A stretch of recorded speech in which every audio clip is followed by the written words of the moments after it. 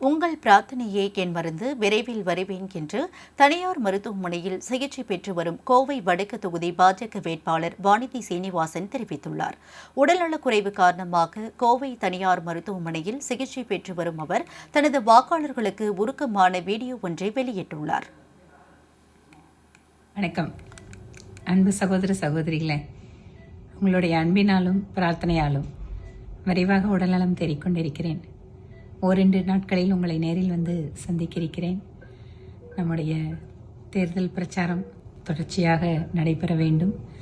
எனக்காக கோவை வடக்கு சட்டமன்ற தொகுதியில் தீவிரமாக பணியில் ஈடுபட்டு இருக்கக்கூடிய ஒவ்வொரு சகோதர சகோதரிகளுக்கும், கூட்டணி கட்சியினுடைய நிர்வாகிகளுக்கும், தொண்டர்களுக்கும் என்னுடைய மனப்பூர்வமான நன்றிகள்.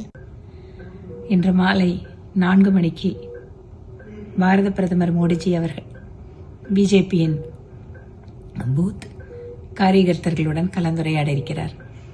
எனது பூத் வலிமையான பூத் என்கின்ற கலந்துரையாடலில் நாம் அனைவரும் நமோ ஆப் செயலி மூலம் இணைந்து அவருடன் பேசுவதும் அவர் பேசுவதை கேட்பதுமாக இந்த நிகழ்வை வெற்றிகரமாக மாற்ற வேண்டும்.